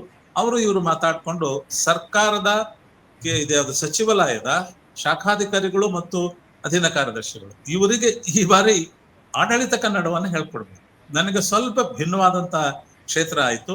ಆದ್ರೆ ನನ್ನ ಹಿರಿಯರೊಬ್ಬರು ಬಸವನಗೌಡ ಅಂತ ಒಬ್ರು ಇದ್ರು, ಅವರು ರಿಸರ್ಚ್ ಆಫೀಸರ್. ನಾನು ಟೆಂಪರರಿ ಕೆಲಸದಲ್ಲಿ ಇದ್ನಲ್ಲ, ಆದ್ರಿಂದ ನನಗೊಬ್ರು ಹಿರಿಯರು ಬೇಕೇ ಬೇಕಾಗಿತ್ತು. ಆದ್ರೆ ಈ ಒಂದು ಕೋರ್ಸನ್ನ, ಆಡಳಿತ ಕನ್ನಡ ಕೋರ್ಸನ್ನ ಮಾತ್ರ ನಾನು ಸ್ವತಃ ರೂಪಿಸಿ ಅಧಿಕಾರಿಗಳಿಗೆ ಸುಮಾರು 240 ಅಧಿಕಾರಿಗಳಿಗೆ ಆವಾಗ ಮತ್ತೆ ಬೆಂಗಳೂರಿಗೆ ಬಂದು ಕೊಟ್ಟದ್ದು ನನಗೆ ನೆನಪಿದೆ. ಅದರ ಫಲಶ್ರುತಿಯಾಗಿ ಸ್ನೇಹಿತರೆ, ನನಗೆ ಕನ್ನಡ ಮತ್ತು ಸಂಸ್ಕೃತಿ ಇಲಾಖೆಯಲ್ಲಿ ಅಸಿಸ್ಟೆಂಟ್ ಡೈರೆಕ್ಟರ್ ಆಗಿ ನೇರವಾಗಿ ತಗೊಂಡು ನನಗೆ ಒಂದು ಫುಲ್ ಫ್ಲೆಡ್ಜ್ ಒಂದು ಇಲಾಖೆ, ಒಂದು ಏನಂತೀರಿ, ಒಂದು ಸಂಸ್ಥೆ, ಅದೆಲ್ಲ ಸಿಕ್ಕಿದ್ದಕ್ಕೆ ಕನ್ನಡ ಮತ್ತು ಸಂಸ್ಕೃತಿ ಇಲಾಖೆಯ ಮೂಲಕ ನಾನು ಆಡಳಿತ ಕನ್ನಡದ ತರಬೇತಿಗಳನ್ನು ರೂಪಿಸಿ ತರಬೇತಿದಾರರ ತರಬೇತಿಯನ್ನು ನೀಡಿ ಹಿರಿಯ ಅಧಿಕಾರಿಗಳಿಗೆ ತರಬೇತಿದಾರ ತರಬೇತಿ ನೀಡ್ತಿದ್ದೆ 4-5 ದಿವಸ. ಅವರು ವಾಪಸ್ ಹೋದ ನಂತರ ಜಿಲ್ಲಾ ಮಟ್ಟದಲ್ಲಿ ಹಿರಿಯ ಅಧಿಕಾರಿಗಳಿಗೆ ಮತ್ತು ಸಿಬ್ಬಂದಿಗಳಿಗೆ ಆಡಳಿತ ಕನ್ನಡವನ್ನ ಹೇಳ್ಕೊಡುವಂತ ಕೆಲಸ ಮಾಡ್ತಾ ಇದ್ರು. ಅದಕ್ಕಾಗಿ ಕೈಪಿಡಿಯನ್ನಿ, ವರ್ಕ್ ಶೀಟ್ಸ್ ಅಂತೇವೆ ಅದನ್ನಿ ಇತ್ಯಾದಿಗಳನ್ನ ರೂಪಿಸುವಂತ ಅವಕಾಶ ನನಗೆ ಕನ್ನಡ ಮತ್ತು ಸಂಸ್ಕೃತಿ ಇಲಾಖೆಯಲ್ಲಿ ಸಿಕ್ಕಿತ್ತು. ಇದಕ್ಕಿಂತ ಮುಂಚೆ ಇಲ್ಲಿ ಇನ್ನೊಂದು ನೀವು SBI ಹೇಳಿದ್ರಲ್ಲ, ಸ್ಟೇಟ್ ಬ್ಯಾಂಕ್ ಆಫ್ ಇಂಡಿಯಾದು, ಇವತ್ತು ಅದು ಬಹಳ ದೊಡ್ಡ ಸಮಸ್ಯೆ ಆಗಿದೆ ಕರ್ನಾಟಕದಲ್ಲಿ. ಬಹಳಷ್ಟು ಮಂದಿ ಈಗ ನೇರ ನೇಮಕಾತಿಯ ಮೂಲಕ ಬ್ಯಾಂಕಿಂಗ್ ಎಕ್ಸಾಮ್ ನ ರಿಕ್ರೂಟ್ಮೆಂಟ್ ಮೂಲಕ ಕರ್ನಾಟಕಕ್ಕೆ ಬಹಳ ಕಡೆ ಕನ್ನಡೇತರ ಭಾಷೆಯ ಅಧಿಕಾರಿಗಳು, ಸಿಬ್ಬಂದಿಗಳು, ಮ್ಯಾನೇಜರ್ ಇರ್ಬೋದು ಅಥವಾ ಅಧಿಕಾರಿಗಳಿರ್ಬೋದು ಬರ್ತಾ ಇದ್ದಾರೆ. ಬಹಳಷ್ಟು ಬ್ಯಾಂಕ್ಗಳಲ್ಲಿ ಇವತ್ತು ಕನ್ನಡದ ಸ್ಥಿತಿ ಬಹಳ ಕೆಟ್ಟದಾಗಿದೆ ಅಂತ ಹೇಳ್ಬಿಟ್ಟು ತುಂಬಾ ಮಂದಿ ಕಂಪ್ಲೇಂಟ್ ಮಾಡ್ತಾರೆ. ಆ ತರದ್ದು ಏನಾದ್ರು ಈ ಎಲ್ಲ ಈಗ ಬೇರೆ ಬೇರೆ ಬ್ಯಾಂಕ್ಗಳು, ಕೆನರಾ ಬ್ಯಾಂಕ್ ಇರ್ಬೋದು ಅಥವಾ ಪ್ರೈವೇಟ್ ಬ್ಯಾಂಕ್ಗಳಿರ್ಬೋದು, ರಾಷ್ಟ್ರೀಕೃತ ಬ್ಯಾಂಕ್ಗಳಂತೆ ಬಹಳ ದೊಡ್ಡ ಸಮಸ್ಯೆ ಆಗಿದೆ. ಸ್ಟೇಟ್ ಬ್ಯಾಂಕ್ ಇಂದ ಹಿಡಿದು ಕೆನರಾ ಬ್ಯಾಂಕ್ ಇಂದ ಹಿಡಿದು ಪ್ರತಿಯೊಂದು ಬ್ಯಾಂಕ್ಗಳು ಕೂಡ ನಾವೀಗ ಮಾತಾಡುವಾಗ ನಾವು ಅಲ್ಲಿ ಬ್ಯಾಂಕಿಗೆ ಹೋಗಿ ನೋಡಿದಾಗ ಗೊತ್ತಾಗುತ್ತೆ ನಮಗೆ. ಎರಡನೇದು, ಬ್ಯಾಂಕ್ ನಲ್ಲಿ ಚಲನ್ಗಳಲ್ಲಿಯೂ ಕೂಡ ಕನ್ನಡ ಇಲ್ದಿರೋ ಪರಿಸ್ಥಿತಿ ಇದೆ ಇವತ್ತು. ಇದಕ್ಕೆ ಏನಾದ್ರೂ ಸರ್ಕಾರ ಏನಾದ್ರೂ ಮಾಡಬೇಕು ಅಂತ ನಿಮ್ಗೆ ಅನಿಸ್ತದ? ನಿಜ ಹೇಳ್ಬೇಕು ಅಂತಂದ್ರೆ, ನಾನು central institute of Indian languages ನಲ್ಲಿ ಇದ್ದಾಗ ಬ್ಯಾಂಕಿನ ಜೊತೆ ಸಂಪರ್ಕ ಶುರು ಆಯ್ತಲ್ವಾ. ಅದಾದ ನಂತರ ನನ್ಗನ್ಸುತ್ತೆ ಕನ್ನಡ ಮತ್ತು ಸಂಸ್ಕೃತಿ ಇಲಾಖೆಗೆ ಬಂದ ನಂತರ ಅನ್ಸುತ್ತೆ, ನನಗೆ ನೆನಪಾಗ್ತಾ ಇಲ್ಲ, ಸ್ಟೇಟ್ ಬ್ಯಾಂಕ್ ಆಫ್ ಮೈಸೂರಿನವರು ಕೂಡ ಸಂಪರ್ಕ ಮಾಡಿ ಒಂದ್ ರೀತಿ ಪರ್ಸನಲ್ ಆಗಿ ಅಂತ ಹೇಳ್ತೇನೆ, ನಾನು ಮತ್ತು ನನ್ನ ಹೆಂಡತಿ ಸ್ಟೇಟ್ ಬ್ಯಾಂಕ್ ಆಫ್ ಮೈಸೂರಿನ 1 ಅಥವಾ 2 ಬ್ಯಾಚ್ಗಳಿಗೆ ಕನ್ನಡವನ್ನ ನಾವು ಹೇಳ್ಕೊಟ್ಟಿದ್ದೇವೆ. ಅಂದ್ರೆ ಸ್ಟೇಟ್ ಬ್ಯಾಂಕ್ ಆಫ್ ಮೈಸೂರು ಆಗಿರ್ಲಿ ಅಥವಾ ನ್ಯಾಷನಲೈಸ್ಡ್ ಯಾವುದೇ ಬ್ಯಾಂಕ್ ಆಗಿರ್ಲಿ, ಆ ಕೌಂಟರ್ ನಲ್ಲಿ ಕೂತ್ಕೋತಾರಲ್ಲ ಕರ್ನಾಟಕದಲ್ಲಿ ಜನಸಂಪರ್ಕಕ್ಕೆ ಬರುವಂತ ಅಧಿಕಾರಿಗಳು ಇರ್ತಾರಲ್ಲ, ಅವರು ಯಾವ ತರದ ಅಧಿಕಾರಿಗಳು ಅಂತ ನಮಗೆ ನಿರ್ದಿಷ್ಟವಾಗಿ ಗೊತ್ತಿರುತ್ತೆ. ಅವರಿಗೆ ಖಂಡಿತವಾಗಿ ಕೂಡ ಆಡು ಮಾತಿನ ಕನ್ನಡ ಅದು ತಮ್ಮ ವ್ಯವಹಾರಕ್ಕೆ ಸಂಬಂಧಪಟ್ಟಷ್ಟು ಮಾತಾಡ್ಕೊಂಡ್ರೆ ಸಾಕು. ಅವ್ರೇನ್ ಸಾಹಿತ್ಯದ ಚರ್ಚೆ ಏನ್ ಮಾಡ್ಬೇಕಾಗಿಲ್ಲ. ಅಷ್ಟು ಕನ್ನಡವನ್ನ ಕಲಿಸೋದಕ್ಕೆ ಸಾಧ್ಯ ಆಗುತ್ತೆ. ನನ್ನ ಮಾಹಿತಿಯ ಮಟ್ಟಿಗೆ, ನನ್ನ ಮಾಹಿತಿ ತಪ್ಪಾಗಿದ್ರೆ ದಯವಿಟ್ಟು ತಾವು ತಿದ್ದಬೇಕು. ನನ್ನ ಮಾಹಿತಿ ಮಟ್ಟಿಗೆ ಅಂಥ ಅಧಿಕಾರಿಗಳಿಗೆ ಕೆಲಸಕ್ಕೆ ಕೂಡಿಸೋದಕ್ಕಿಂತ ಮುಂಚೆ ಆಡು ಮಾತಿನ ಕನ್ನಡವನ್ನಾದರೂ ಕಲಿಸುವಂತಹ ಜವಾಬ್ದಾರಿಯನ್ನ ಸಂಸ್ಥೆಗಳಾಗ್ಲಿ, ಬ್ಯಾಂಕುಗಳಾಗ್ಲಿ, ಕರ್ನಾಟಕ ಸರ್ಕಾರ ಆಗ್ಲಿ, ಕನ್ನಡ ಮತ್ತು ಸಂಸ್ಕೃತಿ ಇಲಾಖೆ ಆಗ್ಲಿ, ಪ್ರಾಧಿಕಾರವಾಗ್ಲಿ ತಗೊಂಡಿಲ್ಲ. ನಮಗೆ ಅವರು ಕನ್ನಡ ಮಾತಾಡ್ಬೇಕು ಅನ್ನೋ ಅಪೇಕ್ಷೆ ಇದೆ, ನಮ್ಮ ಹಕ್ಕು, ಗ್ರಾಹಕರ ಹಕ್ಕು. ಆದ್ರೆ ಕನ್ನಡ ಬಾರದೇ ಇರ್ತಕ್ಕಂಥವ್ರಿಗೆ ಕನ್ನಡ ಮ್ಯಾಜಿಕ್ ಆಗಿ ಬರುವುದಿಲ್ಲ. ಕನಸಿನಲ್ಲಿ ಕನ್ನಡ ಕನಸು ಕಂಡ್ರೆ ಮರುದಿವಸ ಬೆಳಿಗ್ಗೆ ಕೌಂಟರ್ನಲ್ಲಿ ಕೂತ್ ಮಾತಾಡಕ್ಕಾಗುತ್ತೆ. ಆಮೇಲೆ ಇದನ್ನ ನಾವು ಸಂಘರ್ಷದ ರೀತಿಯಲ್ಲಿ ಭಾಷೆಯನ್ನ ಕಲ್ಸಕ್ಕಾಗುತ್ತೆ ಅಂತ ನಾನು ಒಬ್ಬ ಭಾಷಾ ವಿಜ್ಞಾನದ ವಿದ್ಯಾರ್ಥಿಯಾಗಿ ನನಗೆ ಯಾಕೋ ನಂಬಿಕೆ ಇಲ್ಲ. ನಾನು ತಮಿಳ್ ಕಲಿಬೇಕು ಅಂತಂದ್ರೆ ನನಗೆ ತಮಿಳ್ ಬಗ್ಗೆ ಪ್ರೀತಿ ಇರ್ಬೇಕು, ತಮಿಳ್ ಅನಿವಾರ್ಯ ಆಗಿರ್ಬೇಕು, ತಮಿಳ್ ಅಗತ್ಯ ಅನ್ಸಿರ್ಬೇಕು.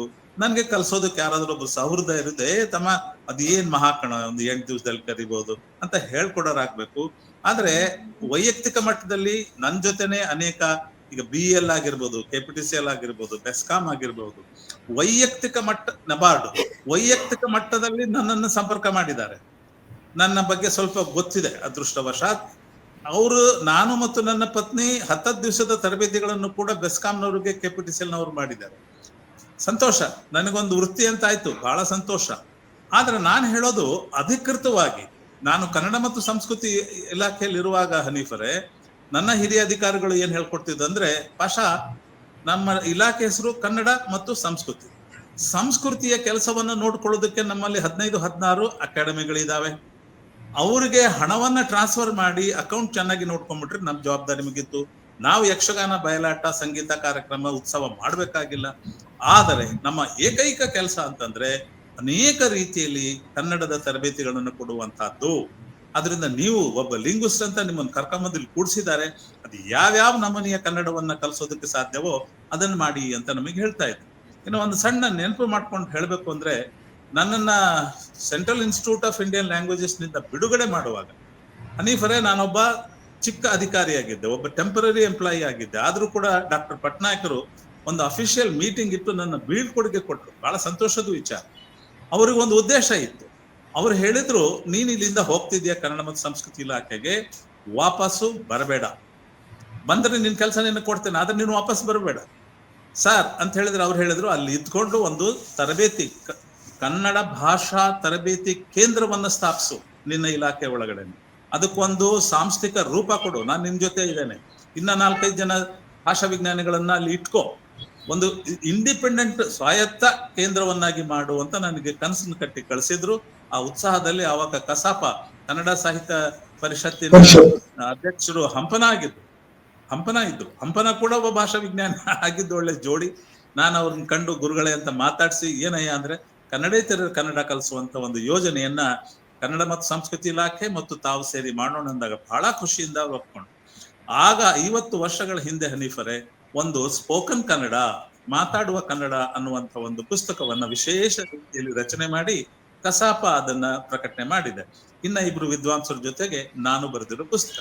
ಅದನ್ನ ಆಧರಿಸಿ 2-3 ಬ್ಯಾಚು ಬೆಂಗಳೂರಿನಲ್ಲಿ ಶಿಕ್ಷಕರ ತರಬೇತಿಯನ್ನು ನಾವು ಕೊಟ್ವಿ. ಅದನ್ನ ಆಧರಿಸಿ ಮತ್ತೆ ನಮ್ಮ ನಿರ್ದೇಶಕರ ಅನುಮತಿಯನ್ನು ಪಡೆದು ಆ ಶಿಕ್ಷಕರನ್ನ ಸ್ಥಾಪನೆ ಮಾಡೋದು, ಅವರುಗಳ ಮೂಲಕ ಕನ್ನಡವನ್ನ ಕಲಿಸುವಾಗ ಅವರಿಗೆ ತಿಂಗಳಿಗೆ ಇಂತಿಷ್ಟು ಅಂತ ಸಂಭಾವನೆಯನ್ನು ಕೊಡುವಂತ ಯೋಜನೆಯನ್ನ ಕನ್ನಡ ಮತ್ತು ಸಂಸ್ಕೃತಿ ಇಲಾಖೆಯ ಮೂಲಕ ನಾನು ಮಾಡಿದ್ದೆ. ನಾನು ಅಲ್ಲಿಂದ ಬಿಟ್ಟ ನಂತರ 1998ರಲ್ಲಿ 88ರಲ್ಲಿ ಅನ್ಸುತ್ತೆ, ಬಿಟ್ಟ ನಂತರ 1-2-3 ವರ್ಷ ನಾನು ಡಿಸೈನ್ ಮಾಡಿದ ಕೈಪಿಡಿ, ಇದೇನು ತರಬೇತಿಯ ನಮೂನೆ, ವರ್ಕ್ಶೀಟು ಇತ್ಯಾದಿ ಆಧಾರದ ಮೇಲೆ 1-2-3 ವರ್ಷ ಅದೇ ಇಲಾಖೆ ಆಡಳಿತ ಕನ್ನಡದ ತರಬೇತಿಗಳನ್ನು ಮುಂದುವರಿಸಿದ ನನಗೆ ನೆನಪಿದೆ. ನನ್ನನ್ನು ಕೂಡ ಮಂಗಳೂರಲ್ಲಿರುವಾಗ ಕರೆಸ್ಬಿಟ್ಟು ನನ್ನ ಸಹಾಯನ ತಗೊಂಡಿದ್ರು. ಆ ನಂತರ ನನಗನ್ಸುತ್ತೆ ಭಾಷಾ ತರಬೇತಿ ಅನ್ನುವಂಥ ಮಾತೆ ನಮ್ಮಲ್ಲಿ ಕನ್ನಡ ಮತ್ತು ಸಂಸ್ಕೃತಿ ಇಲಾಖೆ ಇಲ್ವೇ ಇಲ್ಲ. ಸಂಸ್ಕೃತಿ ಮಾಡುತ್ತೆ, ಜಾತ್ರೆ ಮಾಡುತ್ತೆ. ಆದ್ರೆ ಕನ್ನಡ ಕೊನೆಗೆ ಉಳಿಯೋದು ಕನ್ನಡ ಅಭಿವೃದ್ಧಿ ಪ್ರಾಧಿಕಾರ. ಇನ್ನು ಯಾವುದೇ ಅಕಾಡೆಮಿಗೆ ಆ ಕೆಲಸ ಇಲ್ವಲ್ಲ. ಕನ್ನಡ ಅಭಿವೃದ್ಧಿ ಪ್ರಾಧಿಕಾರವು ಕೂಡ ಈಗ ಏನೋ ಬಿಳಿಮಲೆ ಅವರು ನಾವು ಕನ್ನಡೇತರ ಕನ್ನಡ ಕಲಿಸ್ತೀವಿ ಅಂತ ಹೇಳ್ತಿದ್ದಾರೆ. ಅದ್ರ ಬಗ್ಗೆ ಯಾವುದೇ ಮಾಹಿತಿ, ಆರಂಭದಲ್ಲಿ 2 ಶಿಕ್ಷಕರ ತರಬೇತಿಯನ್ನ ನನ್ನ ಕೈಲಿ ಅವ್ರು ಮಾಡಿಸಿದ್ರು.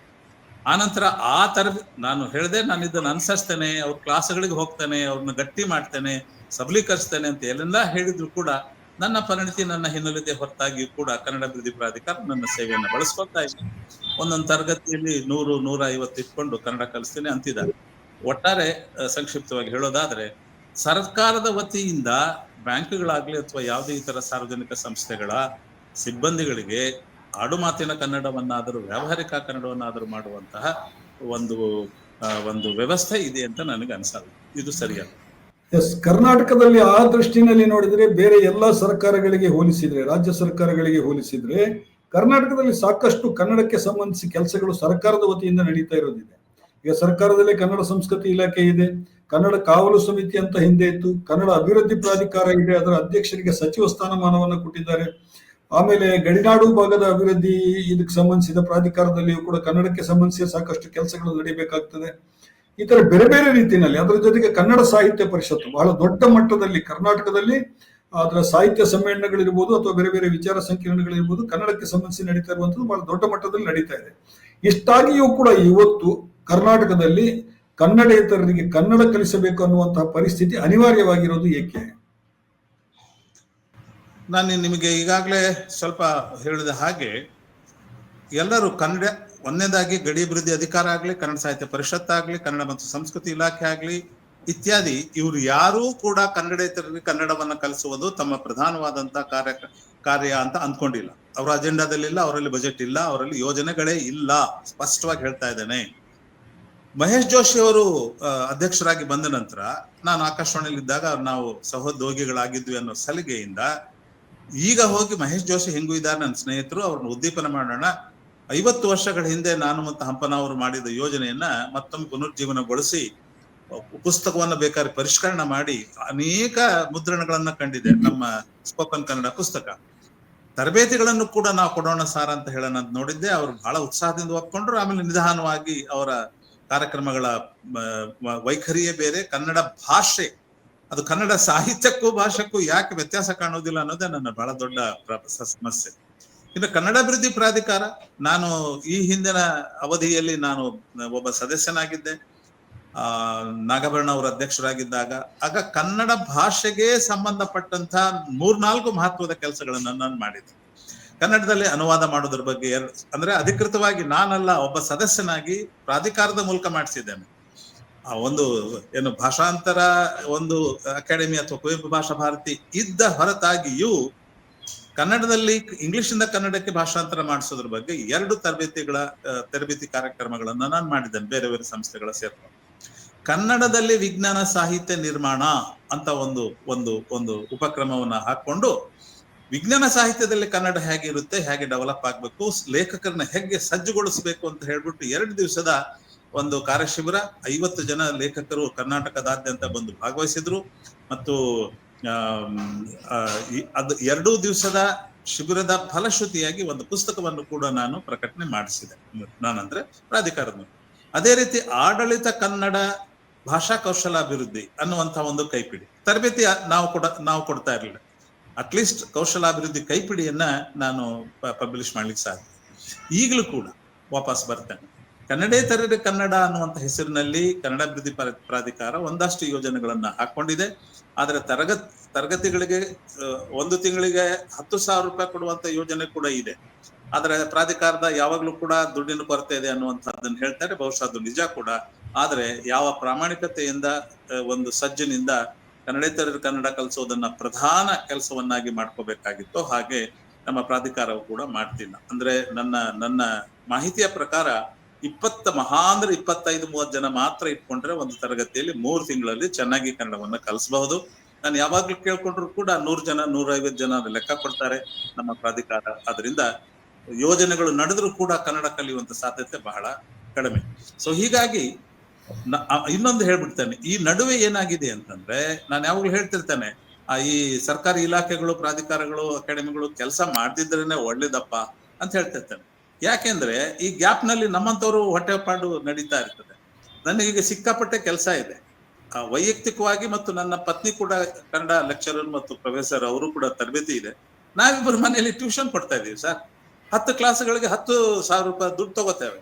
ನಾವು ಕನ್ನಡ ಎಕ್ಸಾಮ್ಸ್ ಅನ್ನ ಇಲಾಖಾ ಕನ್ನಡ ಎಕ್ಸಾಮ್ಸ್ ಅನ್ನ ಪಾಸ್ ಮಾಡೋ ಹಾಗೆ ಅವ್ರನ್ನ ಸಜ್ಜುಗೊಳಿಸ್ತಾ ಇದ್ದೇವೆ, ಸಬಲೀಕರಿಸ್ತಾ ಇದ್ದೇವೆ. ಸೊ ಆ ರೀತಿ ನಮ್ಮಂತವ್ರು, ಈಗ ನಾನು ಒಬ್ಬ ಭಾಷಾ ವಿಜ್ಞಾನದ ವಿದ್ಯಾರ್ಥಿಯಾಗಿ ನ್ಯಾಯಯುತವಾಗಿ ಪ್ರಾಮಾಣಿಕವಾಗಿ ಮಾಡ್ತಿದ್ದೇನೆ. ಆದರೆ ಹನೀಫರೇ, ಬೆಂಗಳೂರಿನಲ್ಲೇನೆ ಸುಮಾರು 50ಕ್ಕಿಂತ ಹೆಚ್ಚು ಖಾಸಗಿ ಸಂಸ್ಥೆಗಳು ಫ್ಯಾಷನಬಲ್ ಆದಂತ ಹೆಸರನ್ನ ಇಟ್ಕೊಂಡು ಆನ್ಲೈನ್ ನಲ್ಲಿ 100 ಜನರನ್ನ ಅಡ್ಮಿಷನ್ ತಗೊಂಡು ದುಡ್ಡು ತಗೊಂಡು ಕನ್ನಡವನ್ನ ಕಲಿಸ್ತೀವಿ ಅಂತ ಮಾಡೋರು ಇದ್ದಾರೆ. ಇಷ್ಟೆಲ್ಲ ಇದ್ರು ಕೂಡ ಕನ್ನಡ ಕಲಿಯೋದಕ್ಕೆ ಆಗ್ತಾ ಇಲ್ವಲ್ಲ. ನನ್ನ ಪ್ರಕಾರ ನನಗೂ ಕೆಲಸ ಸಿಗದ ಚಿಂತೆ ಇಲ್ಲ. ಪ್ರಾಧಿಕಾರದಂತ ಸಂಸ್ಥೆನೆ ಬಹಳ ಶಾಸ್ತ್ರೀಯ ವೈಜ್ಞಾನಿಕವಾದಂತ ವಿಧಾನದಲ್ಲಿ, ನನ್ನ ಪ್ರಕಾರ ಮೈಕ್ರೋ ಅಪ್ರೋಚ್ ಲ್ಯಾಂಗ್ವೇಜ್ ಲರ್ನಿಂಗ್ ಮಾತ್ರ ಸರಿಯಾದ ವಿಧಾನ. ಅದನ್ನ ಈಗಲೂ ಅದಕ್ಕೂ ಒಂದಷ್ಟು ಜೋಡಣೆ ಮಾಡಿದ್ದೇನೆ. ನಾನು ಓದು ಬರಹ ಕಲಿಸೋದ್ರ ಬಗ್ಗೆ ಹೊಸ ವಿಧಾನ ಕಂಡಿದ್ದೇನೆ. ನಿಮಗೆ ಸ್ವಲ್ಪ ಮಟ್ಟಿಗೆ ಮಾತಾಡೋರ್ನ ಕೊಟ್ಬಿಡಿ ಸರ್, ನನಗೆ 8 ದಿವಸದಲ್ಲಿ 8 ದಿವಸ ಅಲ್ಲ, 1.5 ಗಂಟೆ 8 ಸೆಟ್ಟಿಂಗ್ ನಲ್ಲಿ ಓದೋದು ಬರೆಯೋದು ನಾನು ಕಲ್ಸ್ಕೊಡ್ತೇನೆ. ಇದೆಲ್ಲ ಸಾಧ್ಯ ಇರುವಾಗ ಪ್ರಾಧಿಕಾರ ಸ್ವಲ್ಪ ಹೆಚ್ಚು ಮನಸ್ಸು ಮಾಡಬೇಕು. ಬಹುಶಃ ಬಹಳ ಇಂಟ್ರೆಸ್ಟಿಂಗ್ ಅಂಕಿಅಂಶಗಳು ನಾನು ಸುಮ್ಮನೆ ಗಮನಿಸ್ತಾ ಇದ್ದೆ. ಪತ್ರಿಕೆಗಳಿಗೆ ಬಂದಿರೋ ಕೆಲವು ಸುದ್ದಿಗಳನ್ನೆಲ್ಲ ಗಮನಿಸ್ತಾ ಇದ್ದೆ. 2025ರ SSLC ಪರೀಕ್ಷೆನಲ್ಲಿ ಒಂದು ಕೊಪ್ಪಳ ಜಿಲ್ಲೆಯಲ್ಲಿ 4605 ಮಂದಿ ವಿದ್ಯಾರ್ಥಿಗಳು ಕನ್ನಡದಲ್ಲಿ ಫೇಲ್ ಆಗಿದ್ದಾರೆ ಅನ್ನುವಂತಹದ್ದು. ಆಮೇಲೆ ಧಾರವಾಡ ಕನ್ನಡದ ಗಂಡು ಮೆಟ್ಟಿನ ಸ್ಥಳ, ಅಲ್ಲಿ 750 ವಿದ್ಯಾರ್ಥಿಗಳು ಕನ್ನಡದಲ್ಲಿ ಫೇಲ್ ಆಗಿದ್ದಾರೆ ಅನ್ನುವಂತಹದ್ದು. ಈ ತರ ಬಹಳಷ್ಟು, ಆಲ್ಮೋಸ್ಟ್ ಕರ್ನಾಟಕದ ಇಡೀ ರಾಜ್ಯದ ಬೇರೆ ಬೇರೆ ಜಿಲ್ಲೆಗಳ ಅಂಕಿಅಂಶಗಳನ್ನು ತೆಗೆದುಕೊಂಡ್ರೆ ಸುಮಾರು 40% ವಿದ್ಯಾರ್ಥಿಗಳು ಕನ್ನಡದಲ್ಲಿ ಫೇಲ್ ಆಗಿದ್ದಾರೆ ಅನ್ನುವಂತಹ ಒಂದು ಸಮೀಕ್ಷೆ ಬಂದಿತ್ತು ಹಿಂದೆ. ಇದು ಏನಾಗ್ತಾ ಇದೆ? ಕನ್ನಡವನ್ನ ಕಲಿಸುವ ಶಿಕ್ಷಕರ ಪ್ರಾಬ್ಲಮ್ ಏನಾದ್ರು ಇದೆಯಾ ಇವತ್ತು ಸರ್ಕಾರಿ ಶಾಲೆಗಳಲ್ಲಿ ಇರ್ಬೋದು ಅಥವಾ ಖಾಸಗಿ ಶಾಲೆಗಳಲ್ಲಿ ಇರ್ಬೋದು? ಇದು ಇನ್ನೊಂದು ಬಹಳ ಅದ್ಭುತವಾದಂತಹ, ಬಹಳ ನಿಗೂಢ ಅನ್ಸಿತ್ತು ನನಗೆ ಇತ್ತೀಚೆಗೆ ಕಳೆದ 1 ತಿಂಗಳಲ್ಲಿ ನಾನು ಅದರ ಅಧ್ಯಯನವನ್ನು ಆರಂಭ ಮಾಡಿರೋದ್ರಿಂದ ನನಗೆ ನಿಗೂಢ ಅನಿಸ್ತಾ ಇದೆ, ಪಿಟಿ ಅನಿಸ್ತಾ ಇದೆ. ನಿಜವಾಗ್ಲೂ ಕೂಡ ಪಿಟಿ ಅನಿಸ್ತಾ ಇದೆ. ನನಗೆ ಬಹಳ ಪ್ರೀತಿ ನಮ್ಮ ಶಿಕ್ಷಕರ ಬಗ್ಗೆ, ಆದರೆ ಶಿಕ್ಷಕರ ಬಗ್ಗೆ ಒಂಚೂರು ಬೇಜಾರು ಅನಿಸ್ತಾ ಇದೆ ನನಗೆ. ನನ್ನ ಕಡೆಯಿಂದ ಗೊತ್ತಿರತಕ್ಕಂಥ ಕೆಲವು ಅಂಶಗಳನ್ನ ನಿಮ್ಮ ಮಾಹಿತಿಗಾಗಿ ನಾನು ಸೇರಿಸ್ತೀನಿ. ಕನ್ನಡವನ್ನ ಶಾಲೆಗಳಲ್ಲಿ ಅಂದ್ರೆ ಪ್ರಾಥಮಿಕ 1, 2, 3 ತರಗತಿಗಳಿಗೆ ನಾವು ಕಲಿಸ್ತೀವಲ್ಲ, ಅಲ್ಲಿ ನಿಜವಾಗ್ಲೂ ಕೂಡ ಭಾಷಾ ಕೌಶಲಗಳ ಮೇಲೆ ಹೆಚ್ಚಿನ ಒತ್ತು ಇರುತ್ತೆ. ಮತ್ತೊಮ್ಮೆ ಹೇಳ್ತೇನೆ, 1, 2, 3 ತರಗತಿಯಲ್ಲಿ ಭಾಷಾ ಕೌಶಲಗಳನ್ನ ಕಲಿಸೋದ್ರ ಮೇಲೆ ಒತ್ತಿರುತ್ತೆ. ಟೆಕ್ಸ್ಟ್ ಬುಕ್ಗಳು ಆ ತರ ವಿನ್ಯಾಸ ಆಗಿರುತ್ತೆ. ಅದರ ನಂತರ ಸಾಹಿತ್ಯ ಸೇರ್ಕೊಳುತ್ತೆ, ಗ್ರಾಮರ್ ಸೇರ್ಕೊಳುತ್ತೆ. ಅದ್ರ ಬಗ್ಗೆ ನಾನು ಸದ್ಯಕ್ಕೆ ಮಾತಾಡ್ತಾ ಇದ್ದೀನಿ. ನಮ್ಮ ಗುರಿ ಇರುವುದು ಕನ್ನಡ ಕೌಶಲಗಳನ್ನ ಕಲಿಸೋದ್ರ ಬಗ್ಗೆ. ಸರ್, ಕನ್ನಡವನ್ನ ಪ್ರಥಮ ಭಾಷೆಯನ್ನಾಗಿ ಕಲಿತಾರೆ ಮಕ್ಕಳು. ಅಲ್ಲಿ ಸಾಮಾನ್ಯವಾಗಿ ಕನ್ನಡ ಮಾತೃಭಾಷೆಯ ಹಿನ್ನೆಲೆಯಿಂದ ಬಂದಿರತಕ್ಕಂಥ ಮಕ್ಕಳಿರ್ತಾರೆ. ನನಗೆ ಗೊತ್ತಿರೋ ಹಾಗೆ ಕೆಲವು ಖಾಸಗಿ ಶಾಲೆಗಳಲ್ಲಿಯೂ ಕೂಡ ಕನ್ನಡವನ್ನ ಪ್ರಥಮ ಭಾಷೆಯಾಗಿ, ಮಾಧ್ಯಮ ಯಾವ್ದಾರಾಗಿರ್ಬೋದು, ಪ್ರಥಮ ಭಾಷೆಯಾಗಿ ಕಲಿಸ್ತಾ ಇರ್ತಕ್ಕಂಥ ಮಾಹಿತಿ ನನಗಿದೆ. ಸಾಮಾನ್ಯವಾಗಿ ಕನ್ನಡೇತರರು, ನಾವು ಸ್ವಲ್ಪ ಹೊತ್ತಿನಿಂದ ಕನ್ನಡೇತರನ್ನು ಯಾರು ಅಂತ ವರ್ಗೀಕರಣ ಮಾಡಿದೀವಲ್ಲ, ಅಂಥ ಮನೆಗಳಿಂದ ಬಂದಿರತಕ್ಕಂಥ ಮಕ್ಕಳು ಸಾಮಾನ್ಯವಾಗಿ ಕನ್ನಡವನ್ನ 2ನೇ ಭಾಷೆಯಾಗಿ ಕಲಿತಾರೆ. 2ನೇ ಭಾಷೆಯಾಗಿ ಕಲಿತರೂ ಕೂಡ ಸಾಕಾಗುತ್ತೆ. ನಮ್ಮ ವ್ಯಾವಹಾರಿಕ ನಂತರ ಸರ್ಕಾರದ ಅಧಿನಿಯಮಗಳಿಗೆ ತಕ್ಕ ಹಾಗೆ ಸರ್ಕಾರಿ ನೌಕರಿಗಳನ್ನ ಪಡ್ಕೊಳ್ಳೋದಕ್ಕೆ 2ನೇ ಭಾಷೆಯಾಗಿ ಕನ್ನಡವನ್ನ SSLC ವರೆಗೆ ಕಲಿತ್ರೆ ಸಾಕು ಆಗುತ್ತೆ. ಪ್ರಶ್ನೆ ಎಲ್ಲಿದೆ ಅಂದ್ರೆ, ಇದೆಲ್ಲದರ ಹೊರತಾಗಿ ನಾನು ಕಳೆದ 3-4 ವರ್ಷಗಳಿಂದ ಶಾಲಾ ವಲಯದಿಂದ ಕೇಳಿಸ್ಕೊಳ್ತಾ ಇದ್ದದ್ದು, ನಾನು ಅದೇ ತರ ರಿಪೀಟ್ ಮಾಡ್ತಾ ಇದ್ದು, ಬೇಜಾರು ಪಟ್ಕೊಳ್ತಾ ಏನಪ್ಪಾ ಹೇಳಿಕೆ ಅಂದ್ರೆ, ಪರೀಕ್ಷೆಗೆ ಆಮೇಲೆ ಬರ್ತೇನೆ ಸ್ನೇಹಿತರೆ. ಮೊದಲನೇ ಏನಪ್ಪಾ ಅಂತಂದ್ರೆ, 7-8ನೇ ತರಗತಿ ಬಂದ್ರು ಕೂಡ ಕನ್ನಡ ಕಾಗುಣಿತ ಒತ್ತಕ್ಷರ ಓದೋದಕ್ಕೆ ಬರೋದಿಲ್ಲ ಸಾರ್ ನಮ್ಮ ಮಕ್ಕಳಿಗೆ ಅಂತ ಬೇಜಾರು ಮಾಡ್ಕೊಂಡು ಶಿಕ್ಷಕರು ಹೇಳಿದ್ದೆ. ನಾನು ಕೇಳಿದ್ದೆ ಹಲವು ಸಮೀಕ್ಷೆಗಳು ಇದು ಹೌದು, ಕಾಗುಣಿತ ಒತ್ತಕ್ಷರಗಳು ಓದೋದಕ್ಕೆ ಕನ್ನಡದಲ್ಲಿ ಬರೋದಿಲ್ಲ ಅಂತ ಹೇಳಿದ್ರು.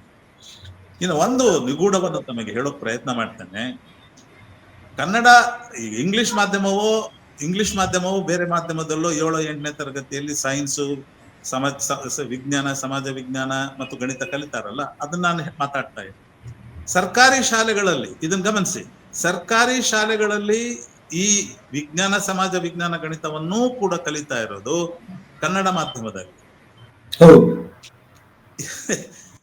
ಕನ್ನಡನೇ ಸರಿಯಾಗಿ ಪಾಸ್ ಆಗ್ಲಿಲ್ಲ ಅಂದ್ರೆ ಉಳಿದ ವಿಷಯವನ್ನ ಅದರಲ್ಲಿ ಕಲಿಸೋದು ಹೇಗೆ? ಹೇಳಿ ಸ್ವಾಮಿ, ನೀವೇ ಹೇಳಿ. ಅಲ್ಲ, ಪಾಸ್ ಆಗೋದು ಹೋಗ್ಲಿ, 7-8ನೇ ತರಗತಿಯಲ್ಲೂ ಕಾಗುಣಿತ ಒತ್ತಕ್ಷರ ಓದೋದಕ್ಕೆ ಬರೋದಿಲ್ಲ, ಬರೆಯೋದಕ್ಕೆ ಸಮಸ್ಯೆನೇ ಇಲ್ಲ. ಓದೋದಕ್ಕೆ ಬರೆಯಲ್ಲ ಅಂದ್ಮೇಲೆ ಈ ತರಹದ ದುರ್ಬಲವಾದಂತ ಮಾಧ್ಯಮದ ಮೂಲಕ ನೀವು ವಿಜ್ಞಾನ, ಸಮಾಜ ವಿಜ್ಞಾನ, ಗಣಿತವನ್ನ ಕಲಿಸ್ತೀನಿ ಅಂತಿರಲ್ಲ, ಈ ತರದ ದೊಡ್ಡ ಪವಾಡ ನಾನು ಈವರೆಗೆ ನೋಡಿಲ್ಲ ಸರ್. ಸೊ ಈ ತರದ ಒಂದು ವಿಪರ್ಯಾಸದಲ್ಲಿ ನಾವೆಲ್ಲ ಆರಾಮಕ್ಕೆ ಬಹುಶಃ ಕಾಲ ಕಳೀತಾ ಹೋಗ್ತಾ ಇದೀವಿ.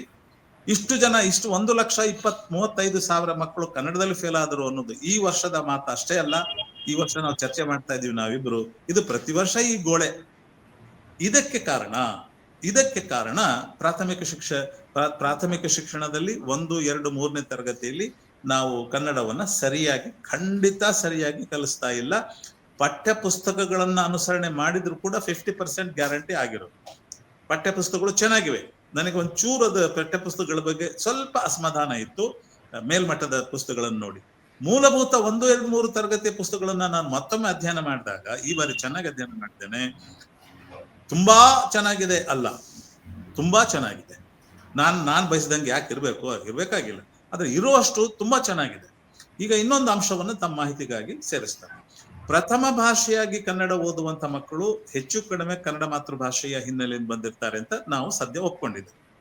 ಅವರುಗಳು ಶಾಸ್ತ್ರದ ಪ್ರಕಾರ ಅಥವಾ ವಾಸ್ತವದ ಪ್ರಕಾರ ಕನ್ನಡವನ್ನ ಆಲಿಸುವ ಮತ್ತು ಮಾತಾಡುವ ಕೌಶಲವನ್ನ ಚೆನ್ನಾಗಿ ಕಲ್ತು ಬಂದಿರ್ತಾರೆ.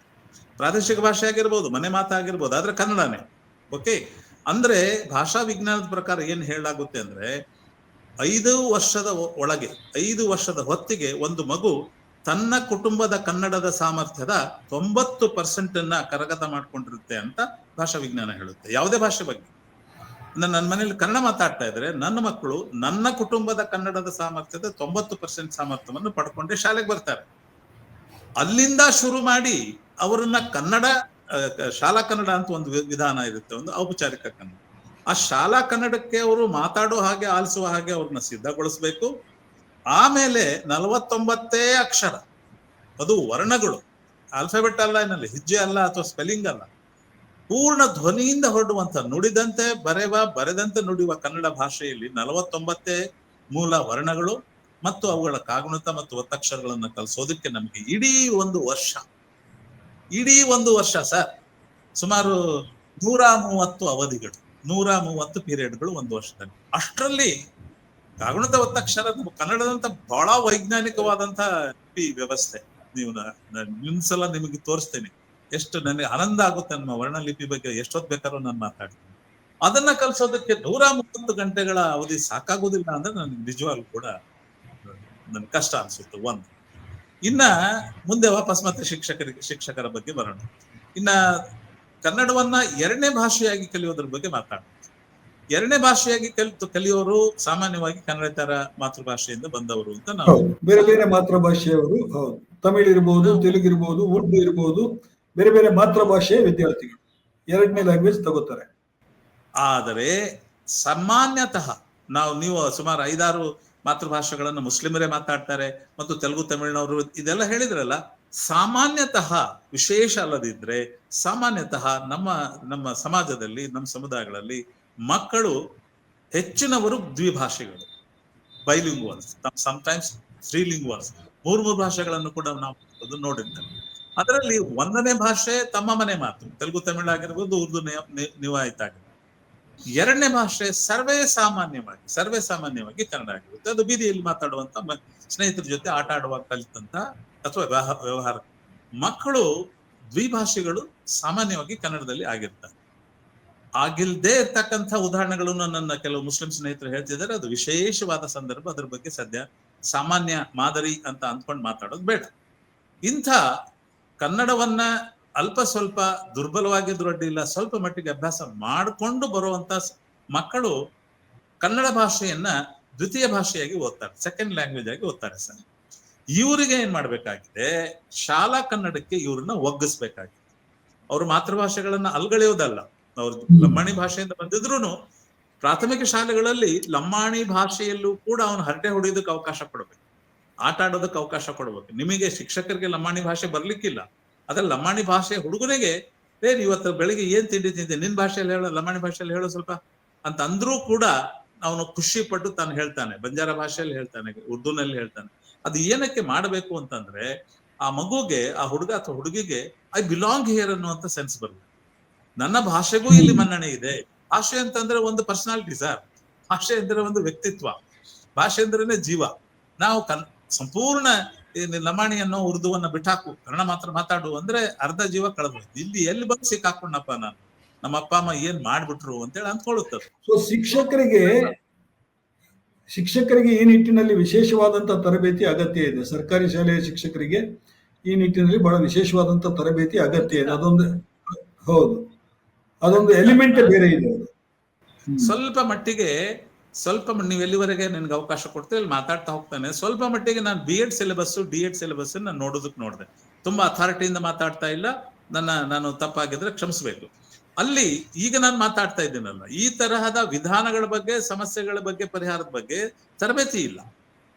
ನಾನು ಬೆಳಗಾಂನಲ್ಲಿ ಇತ್ತೀಚೆಗೆ ಕನ್ನಡ ಕಲಿಸುವವರ ಒಂದು ಶಿಕ್ಷಕರ ತರಬೇತಿಯನ್ನ ಮಾಡಿದೆ. ಅಲ್ಲಿ D.Ed B.Ed ನವರು ಇದ್ರು. ಅವರು ನನ್ನನ್ನು ಯಾಮರ್ಸ್ಬಿಟ್ಟು ಪ್ರಾಥಮಿಕ ಶಿಕ್ಷಣದ ಬಗ್ಗೆ ಮಾತಿಗೆ ಎಳೆದ್ಬಿಟ್ರು. ನಾನು ಆವಾಗ ಆಯ್ತು ಅಂತ ಹೇಳ್ಬಿಟ್ಟು ಮಾತಾಡ್ತಾ ಇರುವಾಗ ನಾನು ಕೇಳ್ದವ್ರಿಗೆ, ಈಗ ನಾವು ಮಾತಾಡ್ತಾ ಇದೀವಲ್ಲ ಭಾಷೆಯ ಶಿಕ್ಷಣದ ಬಗ್ಗೆ, D.Ed ನಲ್ಲಿ ಮತ್ತು B.Ed ನಲ್ಲಿ ಏನನ್ನ ಹೇಳ್ಕೊಟ್ರು ಅಂತ ನಾನು ಕೇಳಿದೆ. ನಾನು ತಿಳ್ಕೊಳ್ಳೋದಕ್ಕೋಸ್ಕರ ಏನು ಇಲ್ಲ ಸರ್ ಅಂತ ಕೈ ಎತ್ತುತ್ತಾರೆ. ಅಂದ್ರೆ B.Ed ನಮ್ಮ ಆಕ್ಚುಯಲ್ ಶಿಕ್ಷಣದ ಪರಿಸ್ಥಿತಿಗೆ ಸರಿ ಇಲ್ಲ, ಅದು ಅಲ್ಲೇ ಉಳಿತದೆ, ಡಿಗ್ರಿ ಆಗ್ತದೆ. ಶಾಲೆಯಲ್ಲಿ ಬಂದ ನಂತರವೂ ಕೂಡ ವಿಶೇಷ ಈಗ DSERT ಅವರು ತರಬೇತಿ ಕೊಡ್ತಾರೆ ಅಂತಾರೆ, ಕನ್ನಡ ಬೋಧನೆಗೆ ತರಬೇತಿ ಕೊಡ್ತಾರೆ ಅಲ್ಲೋ ನನಗೆ ಮಾಹಿತಿ ಇಲ್ಲ, ಇದ್ರ ಕ್ಷಮಿಸ್ಬೇಕು.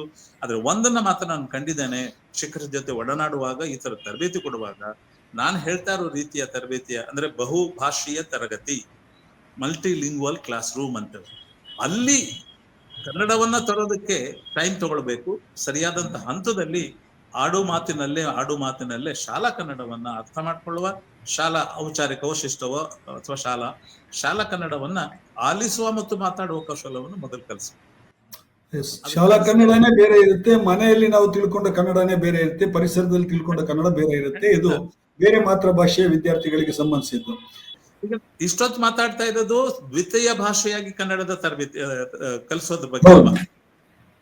ಈ ರೀತಿಯ ಮಕ್ಕಳು ತರಗತಿಗೆ ಬಂದ ನಂತರವೂ ಅವರಿಗೆ ಕಾಗುಣಿತ, ಮೂಲಾಕ್ಷರ, ಗುಣಿತಾಕ್ಷರ ಮತ್ತು ಒತ್ತಕ್ಷರ ಕಲಿಸೋದಕ್ಕೆ ಎಷ್ಟು ಅವಧಿ ಸಮಯ ಇದೆ ಗೊತ್ತಾ ಹನೀಫರೇ?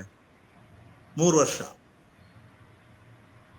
1ನೇ 2ನೇ 3ನೇ ತರಗತಿಯ ಕೊನೆಯಲ್ಲಿ ಇರೋ ಗುರಿ ಕಾಗುಣಿತ ಒತ್ತಕ್ಷರವನ್ನು ಕಲಿಸಿ ಅವ್ರನ್ನ 4ನೇ ತರಗತಿಗೆ ಲಾಂಚ್ ಮಾಡೋದು. 3 ವರ್ಷದಲ್ಲಿ ಎಂಥವ್ರಿಗಾದ್ರೂ ಕಲಿಸ್ಬೋದಲ್ಲ ಸರ್? ಜರ್ಮನ್ ನಿಂದ ಬಂದ ಹುಡುಗನಿಗೆ ನಾನು ಬೇಕಾದ್ರೆ 1 ತಿಂಗಳಲ್ಲಿ ಕಾಗುಣಿತ ಒತ್ತಕ್ಷರ ಕಲಿಸ್ಕೊಡ್ತೀನಿ. ಏನಾಗಿದೆ? ನೀವು ಪಠ್ಯಪುಸ್ತಕ ತೆರೆದು ನೋಡಿ, ಮೊದಲನೇ ತರಗತಿ ಪಠ್ಯಪುಸ್ತಕದಲ್ಲಿ, ಮೊದಲನೇ ತರಗತಿ ಪಠ್ಯಪುಸ್ತಕ ದ್ವಿತೀಯ ಭಾಷೆ ಪರಿಚಯದ ಭಾಷೆ ಏನೋ ಕರೀತಾರೆ, ಅಕ್ಷರವನ್ನೇ ಕಲಿಸೋದಿಲ್ಲ. ಅಂದ್ರೆ ನಮ್ಮ ಶಿಕ್ಷಕರಿಗೆ ಇಡೀ ವರ್ಷ ಆ ಪಠ್ಯಪುಸ್ತಕವನ್ನು ತೂಗಿಸೋದು ಹೇಗೆ ಅಂತ ಅರ್ಥವಾಗಿದೆಯೇ?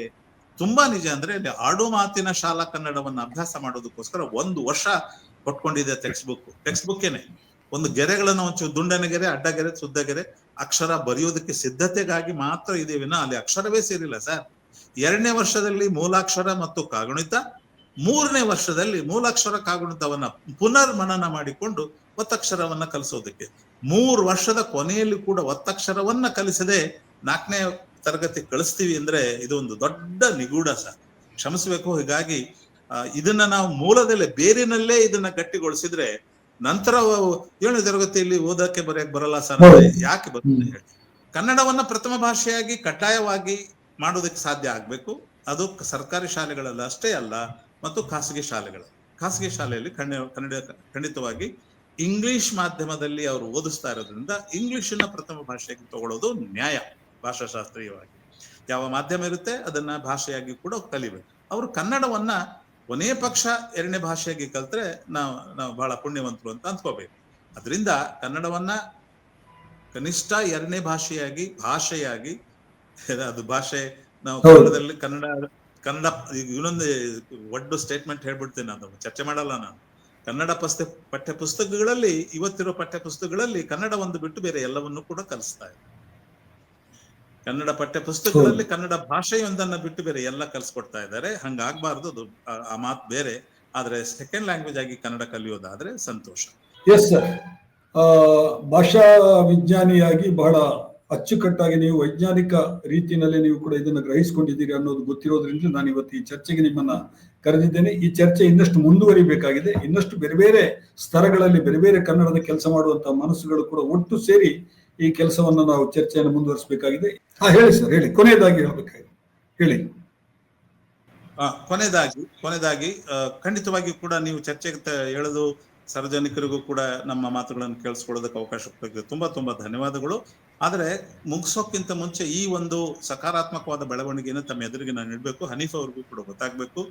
ಸಾಂಸ್ಥಿಕವಾಗಿ ಏನೋ ನಡೀತಾ ಇದೆ, ಬಹಳ ಸಂತೋಷ. ಆಯೋಗ ಇದರಲ್ಲಿ ಭಾಗವಹಿಸೋದಾದ್ರೆ ಬಹಳನೇ ಸಂತೋಷ. ಆದರೆ ಈ ವರ್ಷ ಹಲವು ವರ್ಷದಲ್ಲಿ ಇದೇ ನಡೀತು. ಈ ವರ್ಷ ಮುಖ್ಯವಾಗಿ ಮುಸ್ಲಿಂ ಮಕ್ಕಳು ಕನ್ನಡದಲ್ಲಿ ಫೇಲ್ ಆಗಿದ್ದಾರೆ ಅನ್ನುವಂಥ ಮಾತು ಅದ್ಯಾಕೋ ಕೆಲವರಿಗೆ, ಕೆಲವು ಸಂಸ್ಥೆಗಳಿಗೆ, ಕೆಲವು ವ್ಯಕ್ತಿಗಳಿಗೆ ಹೆಚ್ಚು ಸೀರಿಯಸ್ ಆಗಿ ತಾಗಿದೆ. ನನಗೂ ಕೂಡ ತಾಗಿದೆ. ಇದ್ದಕ್ಕಿದ್ದಂಗೆ ಅದರ ಬಗ್ಗೆ ಜಾಗೃತಿ ಮೂಡಿ ಅದ್ ಹೆಂಗೋ ಏನೋ ಈ ಚೌಕಟ್ಟಿನಲ್ಲಿ ನನ್ನ ಹೆಸರು ಕೂಡ ಕೇಳಿ ಈವರೆಗೆ ಸುಮಾರು 5-6 ಖಾಸಗಿ ಸಂಸ್ಥೆಗಳು, ಶಾಲಾ ಸಂಸ್ಥೆಗಳು, ಒಕ್ಕೂಟಗಳು ನನ್ನನ್ನು ಸಂಪರ್ಕ ಮಾಡಿ ಇದಕ್ಕೆ ಪರಿಹಾರ ಇದೆಯೇ ಅಂತ ಕೇಳಿದ್ರು. ಇದೆ ಅಂತ ನನಗೆ ಗೊತ್ತಿದ್ರಿಂದ ನಾನು ಮರು ಅಧ್ಯಯನ ಮಾಡಿ ನನ್ನ ತರಬೇತಿಯನ್ನು ಮರು ರೂಪಿಸಿ ಸಿದ್ಧವಾಗ್ತಾ ಇದ್ದೇನೆ. ಮುಂದಿನ ತಿಂಗಳು ಬಹುಶಃ 10-11ಕ್ಕೆ ದಾವಣಗೆರೆಯಲ್ಲಿ ಒಂದು ಶಾಲಾ ಸಂಸ್ಥೆಗೆ ತರಬೇತಿಯನ್ನು ನೀಡ್ತಾ ಇದ್ದೇನೆ. ಬೆಂಗಳೂರಿನಲ್ಲಿ ನಮ್ಮ ಸ್ನೇಹಿತರೆಲ್ಲ ಸೇರಿ ಒಂದು ಈ ದಿಕ್ಕಿನಲ್ಲಿ ಕೆಲಸ ಮಾಡ್ತಾ ಇರ್ತಕ್ಕಂಥ ಒಂದು ಆಧುನಿಕ ಸಂಸ್ಥೆ ಏನೋ ಇದೆ ಹೆಸರು. ಅವ್ರು ಬಂದಿದ್ರು, ಮನೆಗೆ ಬಂದಿದ್ರು. ಅವ್ರ ಜೊತೆ ಸೇರ್ಕೊಂಡು ದೊಡ್ಡ ಪ್ರಮಾಣದಲ್ಲಿ ಒಂದೇನಪ್ಪಾ ಅಂದ್ರೆ ಅದು ಕನ್ನಡ ಭಾಷಾ ಬಡತನ ನಮ್ಮ ಮಕ್ಕಳಿಗಿದೆ. ಈ ಬಡತನವನ್ನ ನಿವಾರಣೆ ಮಾಡಬೇಕು, ಬರೀ ಮಾತಾಡೋದಲ್ಲ. ಅದಕ್ಕೆ ಟೈಮ್ ಬೌಂಡ್ ಯೋಜನೆ ಇರಬೇಕು. 3 ವರ್ಷನೋ 4 ವರ್ಷ, 5 ವರ್ಷ ತಗೊಳ್ಳಿ ಸ್ವಾಮಿ. 5 ವರ್ಷದ ಕೊನೆಯಲ್ಲಿ ನಮ್ಮ ಮಕ್ಕಳಿಗೆ ಈ ತರದ ಬಡತನ ಇದೆ ಅಂತ ಮತ್ತೊಬ್ರು ಹೇಳಿರ್ಬಾರ್ದು. ಈ ಗುರಿ ನಟ್ಕೊಂಡು ಕೆಲಸ ಮಾಡ್ತೀವಿ ಅಂತ ಬಂದು ಸಂಪರ್ಕ ಮಾಡಿದ್ರು. ನಾನು ಅವ್ರ ಜೊತೆ ಸೇರಿದ್ದೇನೆ. ಈ ತರದ ಕೆಲವು ಸಕಾರಾತ್ಮಕ ಬೆಳವಣಿಗೆ ಕೂಡ ಖಾಸಗಿಯಾಗಿ ನಡೆದಿವೆ ಅನ್ನೋದನ್ನ ಗಮನಕ್ಕೆ ತರ್ತಾ ಇದ್ದೇನೆ. ನಮಸ್ಕಾರ. ಅಂದ್ರೆ ಖಾಸಗಿ ಸಂಸ್ಥೆಗಳಲ್ಲೂ ಕೂಡ, ಖಾಸಗಿ ಸಂಸ್ಥೆಗಳಲ್ಲಿ, ಎಜುಕೇಶನ್ ಶೈಕ್ಷಣಿಕ ಸಂಸ್ಥೆಗಳಲ್ಲಿಯೂ ಕೂಡ ಇವತ್ತು ಕನ್ನಡವನ್ನ ಎಲ್ಲರೂ ಕಲಿಬೇಕಾದಂತಹ ಒಂದು ಅನಿವಾರ್ಯತೆ ಇದೆ ಅನ್ನೋದು ಆ ಮನೋಭಾವ ಬೆಳೆದಿದೆ ಮತ್ತು ಅದಕ್ಕೆ ಬಹಳ ದೊಡ್ಡ ದೊಡ್ಡ ಪ್ರಯತ್ನಗಳು ಕೂಡ ನಡೀತಾ ಇವೆ ಅನ್ನುವಂಥದ್ದು ಬಹಳ ಸಂತೋಷದ ವಿಷಯ ಇದು. ಎನಿಹೋ ಪಾಷಾ ಅವರಿಗೆ ನಮ್ಮ ತ್ರಿವರ್ಣ ನ್ಯೂಸ್ನ ಪರವಾಗಿ ಧನ್ಯವಾದಗಳನ್ನು ಅರ್ಪಿಸ್ತೇನೆ. ನಮಸ್ಕಾರ.